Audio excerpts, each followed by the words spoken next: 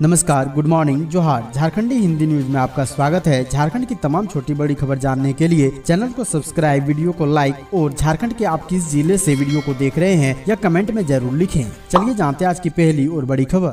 मुख्यमंत्री ने राज्य में इको टूरिज्म के विकास के लिए कार्य योजना बनाने का अधिकारियों को दिया निर्देश। मुख्यमंत्री हेमंत सोरेन ने सोमवार को राज्य में इको टूरिज्म के विकास के लिए एक बेहतर कार्य योजना तैयार करने का निर्देश अधिकारियों को दिया है। उन्होंने झारखंड मंत्रालय में मुख्य सचिव अलका तिवारी, वन पर्यावरण विभाग के सचिव अबू बकर सिद्दीकी एवं पर्यटन विभाग के सचिव मनोज कुमार के साथ राज्य में इको टूरिज्म की संभावनाओं एवं उन्हें विकसित करने निमित्त बैठक में कई महत्वपूर्ण सुझाव अधिकारियों को दिए।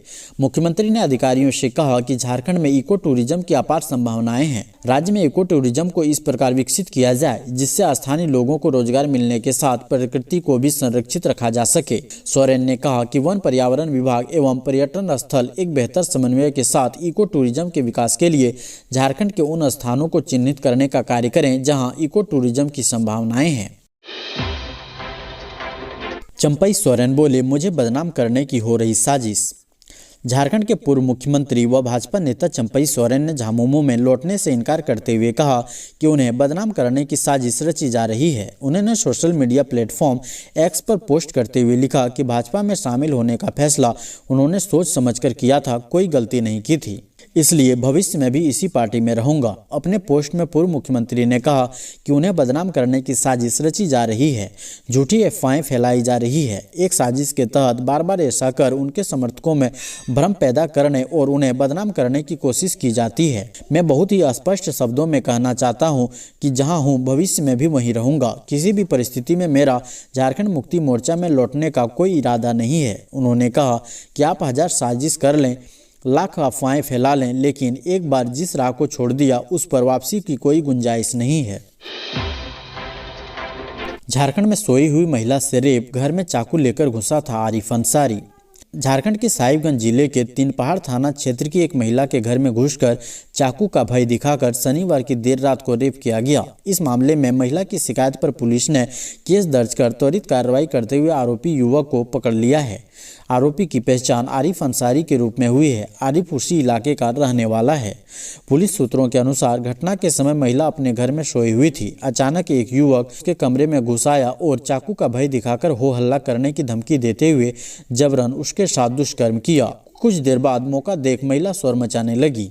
महिला के शोर मचाने से घर में सास ससुर के अलावा स्थानीय लोग मौके पर जमा हो गए। उसके बाद महिला को कमरे से बाहर निकाला और युवक आरिफ अंसारी नामक युवक को पकड़कर पुलिस को सौंप दिया। अगले 24 घंटे में 5 डिग्री तक गिरेगा झारखंड का तापमान। झारखंड में पिछले कुछ दिनों की बारिश के बाद तापमान में गिरावट देखने को मिल रही है। मौसम विभाग के अनुसार साल के अंत और नए साल की शुरुआत में राज्य में ठंड बढ़ने की संभावना है।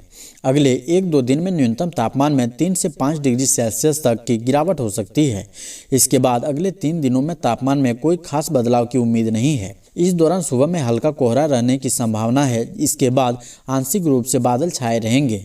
विभाग के अनुसार पिछले 24 घंटे के दौरान राज्य में मौसम शुष्क रहा। राज्य में अधिकतम तापमान 32 डिग्री सेल्सियस सरायकेला में और न्यूनतम तापमान 11.7 डिग्री सेल्सियस लातेहार में दर्ज किया गया। मुख्यमंत्री के खरसवां दौरे को लेकर डीसी और एसपी ने कार्यक्रम स्थल का किया निरीक्षण। खरसवां शहीद दिवस पर 1 जनवरी 2025 को आयोजित कार्यक्रम की तैयारी को लेकर उपायुक्त रवि शंकर शुक्ला एवं एसपी मुकेश लुनायत ने कार्यक्रम स्थल का जायजा लिया। आपको बता दें कि नए साल में 1 जनवरी 2025 को मुख्यमंत्री हेमंत सोरेन समेत कई मंत्री, पूर्व मुख्यमंत्री एवं विधायक व सांसद खरसवां के शहीदों को श्रद्धांजलि देने के लिए आएंगे। इसको लेकर जिला प्रशासन की ओर से पुख्ता व्यवस्था किया जा रहा है। कार्यक्रम की तैयारी के मद्देनजर उपायुक्त रवि शंकर शुक्ला एवं पुलिस अधीक्षक मुकेश कुमार लुनायत ने संयुक्त रूप से शहीद पार्क, गेस्ट हाउस एवं हेलीपैड का स्थल निरीक्षण किया। बाबूलाल मरांडी बोले, झारखंड में हर दिन हो रही है औसतन 5 लोगों की हत्या। बीजेपी के प्रदेश अध्यक्ष बाबूलाल मरांडी ने राज्य की गिरती कानून व्यवस्था पर सवाल खड़े किए हैं। उन्होंने सोशल मीडिया पोस्ट में लिखा है कि झारखंड में प्रतिदिन औसतन 5 लोगों की हत्या हो रही है। एसएससीआरबी द्वारा जारी आंकड़े के मुताबिक इस वर्ष जनवरी से अक्टूबर तक के बीच 1400 लोगों की हत्या की जा चुकी है। इस दौरान सिर्फ आम लोग ही नहीं बल्कि पुलिस अधिकारी, अधिवक्ता और जनप्रतिनिधि भी असमय मौत के घाट उतार दिए गए हैं। झारखंड में अपराध का ग्राफ चिंताजनक रूप से ऊपर बढ़ रहा है। बाबूलाल मरांडी ने आगे लिखा है कि विधि व्यवस्था सुदृढ़ बनाए रखना राज्य सरकार की जिम्मेदारी है, लेकिन मुख्यमंत्री नागरिकों की सुरक्षा में बुरी तरह विफल साबित हो रहे हैं। झारखंड में बढ़ता अपराध आमजनों के जेहन में खौफ पैदा कर रहा है। अगर तुरंत ठोस कदम नहीं उठाए गए तो राज्य की स्थिति और भयावह हो सकती है। राज्य सरकार और पुलिस प्रशासन को अपराध नियंत्रण के लिए मजबूत इच्छा शक्ति के साथ ठोस कदम उठाए जाने की जरूरत है। नितिन गडकरी ने सीएम को पत्र लिख कहा, भूमि अधिग्रहण और फॉरेस्ट क्लियरेंस के मामलों का करे समाधान। केंद्रीय सड़क परिवहन मंत्री नितिन गडकरी ने सीएम हेमंत सोरेन को पत्र लिखा है। पत्र में कहा है कि सड़क निर्माण में आ रही बाधाओं को देखते हुए भूमि अधिग्रहण और फॉरेस्ट क्लियरेंस से जुड़े मामलों का त्वरित समाधान करें। राज्य के चीफ सेक्रेटरी को सभी पक्षों के साथ बैठक कर इन मुद्दों के समाधान का निर्देश दें ताकि समय पर प्रोजेक्ट पूरे किए जा सकें। केंद्रीय मंत्री ने खासकर वाराणसी कोलकाता एक्सप्रेसवे की ओर ध्यान आकृष्ट कराया है। कहा है कि कुड्डू उदयपुरा पैकेज का कार्य पूरा नहीं हो पाया है। इसकी वजह फॉरेस्ट क्लियरेंस और जमीन अधिग्रहण का नहीं होना है। कई प्रोजेक्ट फॉरेस्ट क्लियरेंस, मुआवजा और जमीन अधिग्रहण के कारण रुके हुए हैं। झारखंड में 15 हाईवे प्रोजेक्ट का काम फॉरेस्ट क्लियरेंस के कारण प्रभावित हो रहा है। इस सभी परियोजनाओं की लागत 21,690 करोड़ है। 588 किलोमीटर लंबी सड़क के 172 किलोमीटर लंबाई में फॉरेस्ट क्लियरेंस का पेंच फंसा हुआ है। रांची में दिन दहाड़े 13 लाख की लूट से थर्राया इलाका, पैसे लेकर बदमाशों ने होटल मैनेजर को मारी गोली। रांची में दिन दहाड़े लूट की घटना को अंजाम दिया गया है। पंडरा इलाके में अपराधियों ने 13 लाख रुपए लूट की घटना को अंजाम देने के बाद एक होटल के मैनेजर सुमित को गोली मारकर जख्मी कर दिया। लूट की घटना को अंजाम देने के लिए 3 अपराधी पहुंचे थे। पुलिस का कहना है कि सुमित कुमार टारगेट कंपनी का पैसा लेकर ICICI बैंक में जमा करने पहुंचे थे। सुमित कुमार कार से उतरकर जैसे बैंक में जाने पहुंचने वाले थे तभी 3 बदमाशों ने हथियार के बल पर उनसे 13 लाख रुपए लूट लिए। बताया जा रहा है कि लूटपाट के दौरान अपराधियों ने पहले हथियार से वार कर सुमित कुमार को जख्मी भी कर दिया। दूसरी ओर सुमित ने हिम्मत भी दिखाई। उन्होंने अपराधियों को पकड़ा और उनसे रुपयों वाला बैग वापस छीन लिया। इसके बाद अपराधियों ने सुमित को गोली मार दी। कृषि मंत्री शिल्पी नेहा तिर्की बोली, झारखंड में अब 1 एकड़ से कम वाले निजी तालाबों का भी होगा जीर्णोद्धार। झारखंड के कृषि, पशुपालन एवं सहकारिता मंत्री शिल्पी नेहा तिर्की ने रांची के कांके स्थित कृषि भवन का औचक निरीक्षण किया। उन्होंने अधिकारियों से कहा कि झारखंड में अब 1 एकड़ से कम में बने तालाबों का भी जीर्णोद्धार किया जाएगा। अगले वित्तीय वर्ष में निजी तालाबों के लिए विभाग को प्लान तैयार करने का निर्देश दिया। नए निर्देश के अनुसार अब तालाब के जीर्णोद्धार के दौरान सीढ़ी का भी निर्माण कराया जाएगा। वर्तमान में निजी तालाबों के जीर्णोद्धार के लिए कम से कम 1 एकड़ और अधिक से अधिक 5 एकड़ वाले तालाब की योजना चल रही है। इस योजना से बड़ी संख्या में किसानों के छोटे तालाबों का जीर्णोद्धार नहीं हो पा रहा है। झारखंड के रांची में 6 घंटे गर्जा बुलडोजर, 60 से ज्यादा मकान, दुकान, जमींदोज, मची रही भगदड़। झारखंड के रांची के HEC की जमीन पर अवैध रूप से बने मकान, दुकान समेत निर्माण को ध्वस्त कर दिया गया। सुबह 11 बजे शुरू हुई कार्रवाई शाम 5 बजे तक चली। 6 घंटे की इस कार्रवाई में 60 से अधिक मकान, दुकान को जमींदोज कर दिया गया। HEC के मुख्य प्रवेश द्वार के डीबडी रोड में भूसुर कटिंग तक JCB से सभी अतिक्रमण को ध्वस्त करते हुए दोबारा निर्माण नहीं करने की चेतावनी दी गई। इस बीच हंगामे के साथ लोगों में भगदड़ मची रही। HEC, रांची जिला प्रशासन और पुलिस की संयुक्त कार्रवाई में आशियाना टूटता देख आक्रोशित हुए लोगों ने अभियान को रोकने का प्रयास किया। हालांकि कार्रवाई में शामिल अधिकारियों ने सभी को समझाइश कर शांत कराया। देवघर एम्स के सामने संचालित रेस्टोरेंट में कर्मचारी की संदिग्ध अवस्था में मिला शव, जांच में जुटी पुलिस। झारखंड का एकमात्र एम्स देवघर के देवीपुर में संचालित हो रहा है। प्रतिदिन यहां बड़ी संख्या में मरीज पहुंचकर एम्स से लाभान्वित हो रहे हैं। वहीं एम्स परिसर के बाहर कई रेस्टोरेंट, ढाबा और खाने पीने की दुकान है, जहां से लोग अपनी जरूरत के हिसाब से इसका लाभ ले रहे हैं।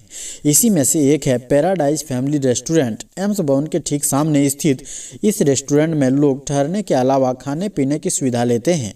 इसी रेस्टोरेंट में कार्यरत रमेश रवानी का शव संदेहास्पद परिस्थिति में मिला है। रमेश पिछले 2 महीने पूर्व यहां काम करने आया था। रमेश की मौत की खबर रेस्टोरेंट संचालक द्वारा उनके परिजन को दे दी गई है। शव को देखने के बाद परिजन इसकी हत्या की आशंका जताते हुए न्याय की गुहार लगा रहे हैं। देवघर जिला के पथरुल थाना क्षेत्र के चंदिया जोरी का रहने वाला रमेश रवानी का डेड बॉडी जहाँ काम करता था वहीं से बरामद हुआ है। रेस्टोरेंट संचालक की माने तो कल रात सोने गया था रमेश, सवेरे उसे मृत देखा गया। किया। मृतक के परिजनों की माने तो रेस्टोरेंट संचालक ने कहा, रमेश जब सोने गया और सुबह जब उसका मृत शरीर मिला है, सभी घटना सीसीटीवी में कैद है। रमेश की मौत के बाद उसके परिजन रेस्टोरेंट में हंगामा करने लगे तो देवीपुर पुलिस वहां पहुंच गई। इस बीच मृतक के परिजनों द्वारा सीसीटीवी फुटेज की मांग की गई तो रेस्टोरेंट संचालक ने कहा कि तकनीकी खराबी के कारण सीसीटीवी फुटेज मिट गया है।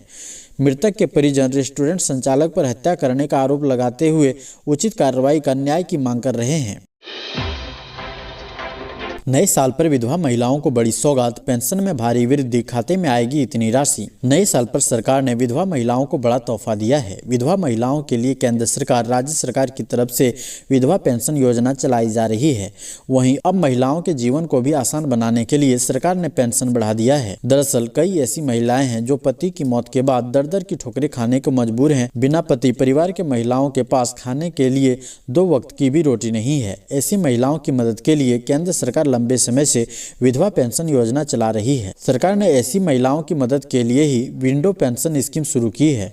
विधवा पेंशन योजना केंद्र सरकार के द्वारा शुरू किया गया है ताकि गंभीर आर्थिक संकट से जूझ रही विधवा महिलाओं की मदद की जा सके, उनके जीवन स्तर को सुधारा जा सके। जो महिलाएं अपने पति पर निर्भर रहती है, पति की मौत के बाद आर्थिक संकट का सामना करना पड़ता है, इस योजना की मदद से ऐसी महिलाओं के जीवन को सशक्त बनाया जा रहा है। सीएम हेमंत सोरेन खरसवां गोलीकांड की बरसी पर शहीदों को देंगे श्रद्धांजलि, विधायक दशरथ गगराई ने किया आमंत्रित। खरसवां विधायक दशरथ गगराई सोमवार को रांची के प्रोजेक्ट भवन में मुख्यमंत्री हेमंत सोरेन से मिले। उन्होंने मुख्यमंत्री हेमंत सोरेन से 1 जनवरी 2025 को खरसवां में आयोजित होने वाले शहीद दिवस यानी खरसवां गोलीकांड की बरसी पर शिरकत करने का आग्रह किया। सीएम हेमंत सोरेन ने कहा कि हर वर्ष की तरह इस वर्ष भी वे शहीदों को श्रद्धांजलि देने के लिए 1 जनवरी को खरसवां पहुंचेंगे। खरसवां के विधायक दशरथ गगराई ने बताया कि खरसवां शहीद दिवस कार्यक्रम में शामिल होने के लिए मुख्यमंत्री हेमंत सोरेन ने सहमति दे दी है। सीएम 1 जनवरी 2025 को यहां शहीदों को श्रद्धांजलि अर्पित करेंगे। इस दौरान सीएम हेमंत सोरेन की पत्नी शाह गांडे की विधायक कल्पना सोरेन भी मौजूद रहेंगी। राज्य सरकार के मंत्री दीपक बिरुआ, शिक्षा मंत्री रामदास सोरेन, सिंहभूम की सांसद जोबा मांझी, खुंटी के सांसद कालीचरण मुंडा समेत अन्य विधायक भी मौजूद रहेंगे। योगेंद्र प्रसाद बोले, दिव्यांगों को आत्मनिर्भर बनाने के लिए सहारा बनकर खड़ी है झारखंड सरकार। परिवर्तन फाउंडेशन के तत्वाधान में 2 दिवसीय राष्ट्रीय महिला क्रिकेट टूर्नामेंट का आगाज सोमवार को छावनी परिषद फुटबॉल मैदान में हुआ। इसका उद्घाटन झारखंड सरकार पेयजल और स्वच्छता तथा मद्य निषेध मंत्री योगेंद्र प्रसाद ने किया। प्रतियोगिता का शुभारंभ खिलाड़ियों से परिचय प्राप्त कर किया गया। उद्घाटन कार्यक्रम को संबोधित करते हुए मंत्री योगेंद्र प्रसाद ने कहा कि महिला सम्मान के तर्ज पर दिव्यांग सम्मान देने का प्रयास झारखंड सरकार कर रही है। यह राशि पेंशन योजना के रूप में दिए जाने के लिए प्रयासरत है। देश के कोने कोने से आए हुए तमाम महिला दिव्यांग क्रिकेटर जीवन की चुनौतियों से 2-2 हाथ कर रही है। मंत्री योगेंद्र प्रसाद ने कहा कि ये दिव्यांग होकर भी अपनी दक्षता का प्रदर्शन कर हमें सकते में डाल रही है। झारखंड सरकार हर संभव ऐसे होनहार खिलाड़ियों को प्रशिक्षण देकर अंतर्राष्ट्रीय स्तर पर पहुंचाने का प्रयास करेगी। मंत्री योगेंद्र प्रसाद ने भरोसा दिलाया कि दिव्यांगों को स्वावलंबी बनाने के लिए सरकार उनके साथ बैसाखी बनकर खड़ी है।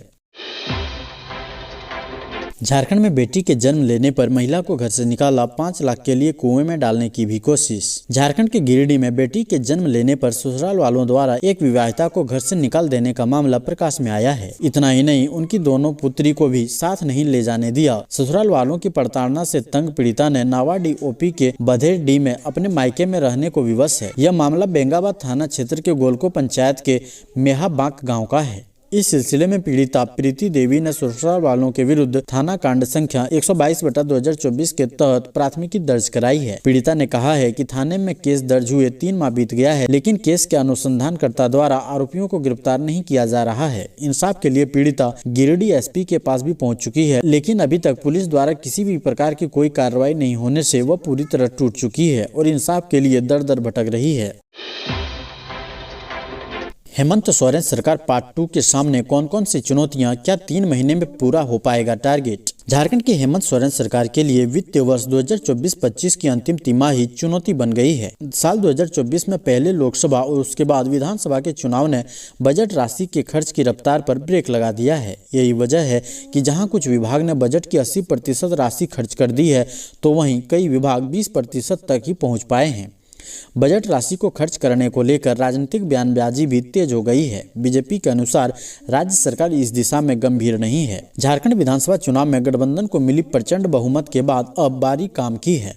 वित्त वर्ष 2024-25 का बजट राशि के आंकड़े मौजूदा राज्य सरकार की परेशानी बढ़ाने वाली है। चालू वित्त वर्ष के अंतिम तिमाही में राज्य सरकार को तेजी से बजट राशि खर्च करने पर जोर लगाना होगा। जहां कुछ विभाग के आंकड़े बेहतर हैं, वहीं कई विभाग फिसड्डी साबित हो रहे हैं। गौतम अडानी नहीं बेचेंगे तेल, आटा, दाल और चावल, कर दिया बड़ा ऐलान। काफी दिनों से कयास लगाए जा रहे थे कि गौतम अडानी जल्द ही एफएमसीजी कंपनी अडानी विल्मर से बाहर हो सकते हैं, जिसे सोमवार को हरी झंडी मिल गई। अब गौतम अडानी तेल, आटा, दाल और चावल जैसे किराना सामान नहीं बेचेंगे। अडानी इंटरप्राइजेज लिमिटेड ने सोमवार को अडानी विल्मर लिमिटेड में अपनी 44% हिस्सेदारी से पूरी तरह बाहर निकालने का ऐलान कर दिया। अडानी कारोबार से 2 फेज में बाहर होंगे। अडानी पहले अडानी विल्मर से अपनी हिस्सेदारी को विल्मर इंटरनेशनल की सहायक कंपनी लॉन्स पीटीई लिमिटेड को बेचेंगे। वहीं दूसरी फेज के तहत अडानी की flagship company Adani enterprises share holding pattern के नियमों को पूरा करने के लिए अपनी हिस्सेदारी को बेचेंगे। झारखंड में 10,000 क्षेत्रीय भाषा के शिक्षकों की जल्द होगी बहाली। करंडी स्थित दिसोम जाहिर में रविवार को 2 दिवसीय 37वें international Santhali writer conference and literacy festival का रविवार को समापन हो गया। समापन समारोह में मुख्य अतिथि के रूप में मंत्री दीपक बिरुआ व विशिष्ट अतिथि के रूप में मंत्री रामदास सोरेन शामिल हुए। इस दौरान संथाली भाषा की 21 पुस्तकों का विमोचन किया गया। साथ ही संथाली को विकसित करने में योगदान देने वाले 9 संथाली साहित्यकारों को सम्मानित किया गया। चुंडा सोरेन सिपाही को लाइफ टाइम अचीवमेंट अवार्ड 2024 से सम्मानित किया गया। मौके पर शिक्षा मंत्री रामदास सोरेन ने कहा कि 10,000 क्षेत्रीय भाषा के माचित व मास्टर यानी शिक्षक की जल्द बहाली होगी। सरकार सभी जनजातीय व क्षेत्रीय भाषाओं की उन्नति व प्रगति के लिए गंभीर है। वहीं परिवहन मंत्री दीपक बिरुआ ने कहा कि भाषा संस्कृति को बचाने के लिए तमाम आदिवासी समुदाय को एकजुट होना होगा। संताली की तरह अन्य क्षेत्रीय भाषाओं को भी संवैधानिक अधिकार दिलाना है। समापन समारोह में एमपीसी कॉलेज बारीपदा की पूर्व प्राचार्य सह पद्मश्री डॉक्टर दयमंती बेसरा मदन मोहन सोरेन भी मौजूद थे।